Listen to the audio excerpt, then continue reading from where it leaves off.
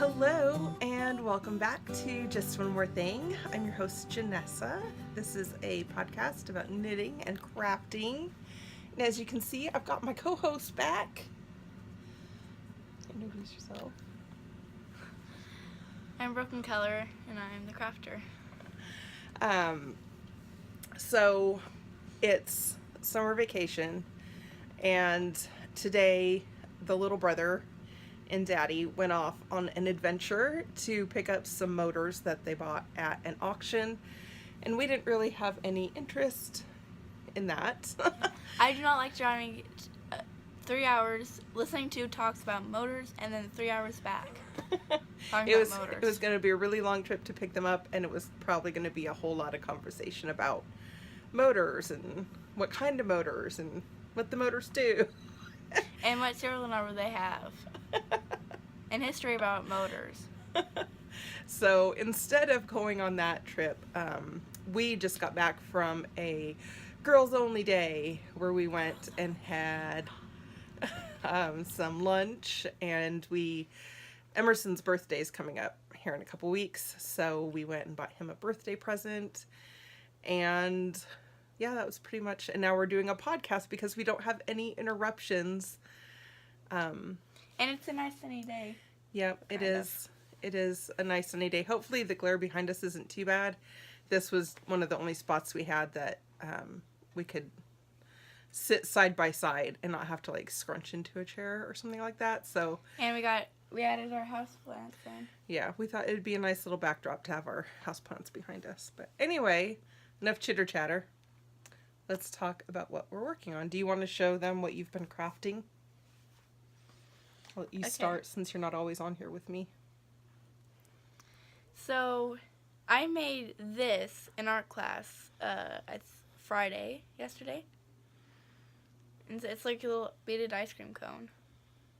So it's kind of like woven beads? Yeah. And then I showed Emerson how to do one, and here's his that I showed him how to do. And then to show him what to do or demonstrate, here's mine. I don't use an Emerson to demonstrate. And then here is the one I made this morning. Cool. So how do you do that? It's a pretty easy craft. Yeah. So you start with your first bead, which is the little red dot, little red one. And as you see in these, that they go 1 bead, 2 bead, 3 beads, 4 beads, 5 beads, and 5, 4, 3, 2, 1. How you do it is you take a long piece of string, you meet the ends together at the end, tie a little knot, just an overhand knot. Yeah, an overhand knot.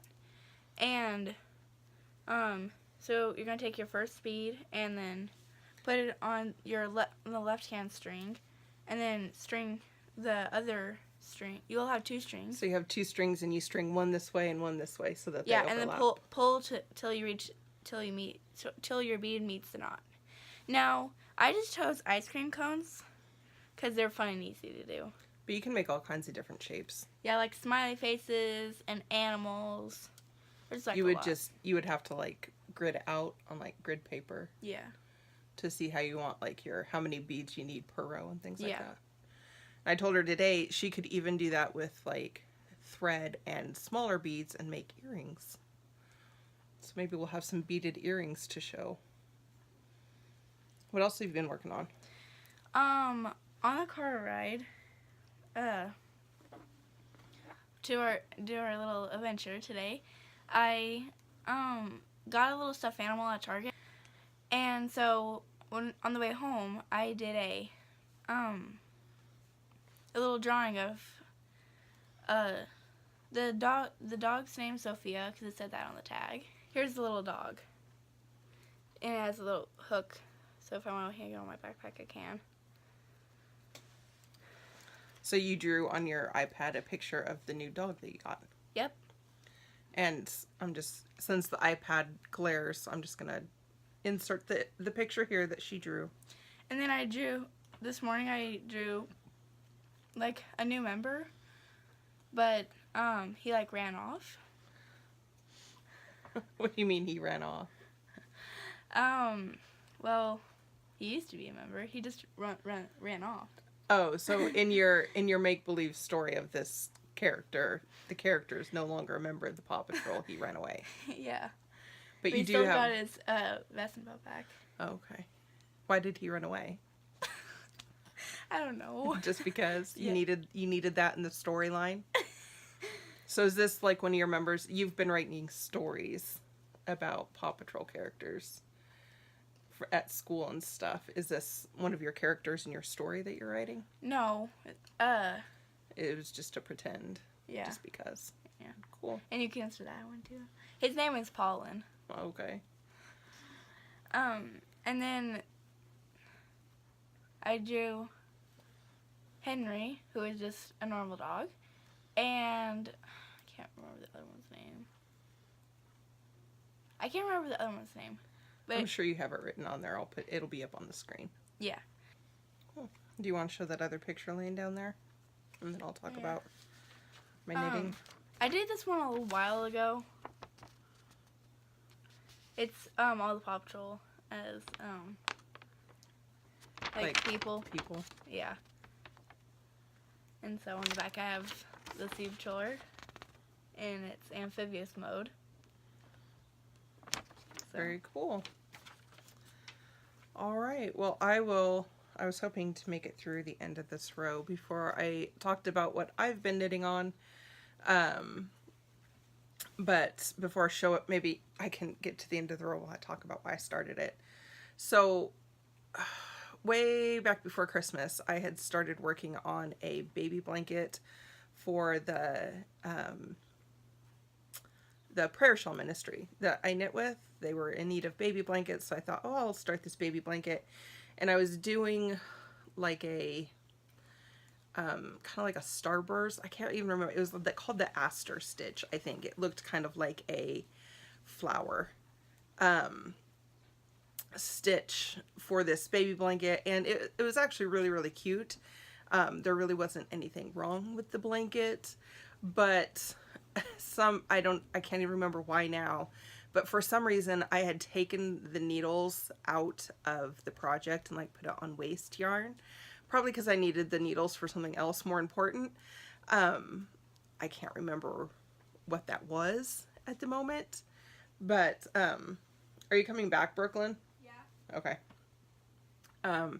So I can't remember why I stole the needles from this blanket, but for the life of me, I could not remember what size needles I was using. I didn't put a note in the project bag. I usually, if I'm going to steal the needles off a project, I'll like leave a note in the project bag. So when I eventually come back to it, I can be like, oh, okay, I need these size whatever needles, and off we go again.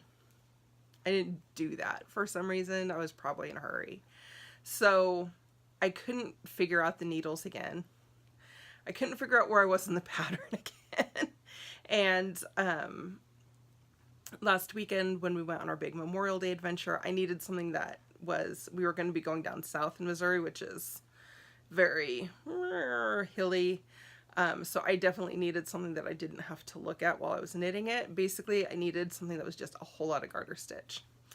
So long story short, and now that I'm at the end of the row, I tore out that old baby blanket, and I'm using it to make a hap instead. So this is the boring middle part of, if you've ever looked at Shetland haps, the full-sized haps, not like the triangular half-sized haps that I've seen, but this traditional more full-sized hap starts with a big garter stitch square in the middle. I've reached the longest part, and I'm now just like working on the decreases. So that was the point of the widest part, and then I'm working on doing the decreases on this side. So once I get that done, then reach back behind me here. I'll do the shale, the feather and fan like laced border around the outside with the more colorful yarn. So I think it'll still be a really cute baby blanket, but anyway. I am following the pattern from Gundren Johnson, and she has on Craftsy, because I have that Craftsy Unlimited.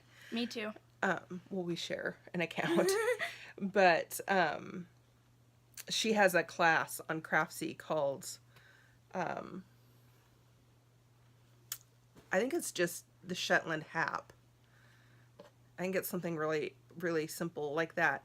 I'm pretty sure that's what it's called. Anyway, she goes through like construction of how to do this hap, and there's a very popular pattern on Ravelry from her as well that is this really traditional Shetland hap, and it's the same pattern that she uses in this class. So I thought, well, I'll just do the class on Craftsy because I'm already paying for that, instead of, you know, kind of muddling through it on my own with the pattern on Ravelry. They're both really well written patterns, but regardless. So yeah, I'm doing that. There are a few modifications I've made though. Her pattern calls for fingering weight yarn. I'm obviously not using fingering weight yarn. This is like a heavy worsted. So mine's going to be bigger. I'm using the same number of stitches. I just went up a needle size. I think these are US 10s, 9s or 10s. And then, so I went up like a needle size. I'm just using the same number of stitch counts because it's not so much gauge dependent as it is number dependent, like the number of stitches, in order to get the ratios right. Anyway, so mine's going to be just a little bit bigger and a little bit heavier than what the pattern calls for. But otherwise, it's pretty much the same pattern. It won't have quite so much contrasting colors. Like that pattern uses, I don't know, 6 or 7 different like contrasting colors. And someday I would like to make one of those. She even showed on this class where you could make it so big that it would like cover like a bedspread. I would love to do that someday. Do you want a needle for that? Wait, what? Do you want I got a needle. Oh, okay. Where was I? Anyway, yeah. So it would be nice to do one of those like really big ones for a bedspread someday, but for now this is just going to be a baby blanket. I have also been working on the Shishui Shrug. That looks like, that is really good. It looks really good. You like it? You Mm-hmm. like these colors? You think Lauren's mom will like it? Yeah. Is that for Lauren's mom? Yes. Oh. She asked me to knit this for her. So the last time we talked, I was on this like first stripe of changing the colors and fading into the yellow. I've gone through most of the fading. I think I might do a couple extra rows because I still have enough of the white left that I think I can get like maybe one more stripe section out of that and kind of fade it just a little bit longer. But I just started, I made it through like the shoulders kind of part, and I've just started like right there adding in the increases for the sleeves. So still a long way to go on this one, but I think it's coming along pretty well. I'm really liking the dark side of this. I'm using Cloudborne Highlands Merino twist, whatever. the sock from the Superwash Merino from Cloudborne. Yeah, Cloudborne is the yarn that I'm using, and size 5 needles. And I think that's all there is to say about that. So those are kind of the only two projects that I've really been working on. I've been keeping it kind of easy and not trying to overtax myself with lots and lots of projects this summer. Last summer I did the Knit Girls Stash Dash challenge, and so I always felt like I was adding in more projects and knitting more things and trying to like rack up tons of yardage. And this summer I just wanted to keep it really chill and easy and try to only work on a couple things at a time. So those are the only two things that I've really been working on, other than the little bead thing that we helped Emerson with yesterday that Brooklyn taught us how to do. So that's all I've been up to. Do you have anything else you want to add, Brooklyn? Well, I'm starting to work on another ice cream cone. I'll show you how my progress is so far. See, I use like a clipboard because I don't want to tape stuff. Yeah, it's easier to just have it clipped onto a clipboard to do it. And so this ice cream cone will be black with a white cone. So I haven't used a black one yet. So like Emerson's was like, I think orange ice cream, like orange flavored, and then the one I did in art was like, I think she called it green apple flavored. And the one I did to show Emerson how to do these was strawberry, and then the one I did this morning is a new. I don't know. Very cool. All right, well, that is all from us. We hope you've had a wonderful week, and we'll see you again very soon. Bye.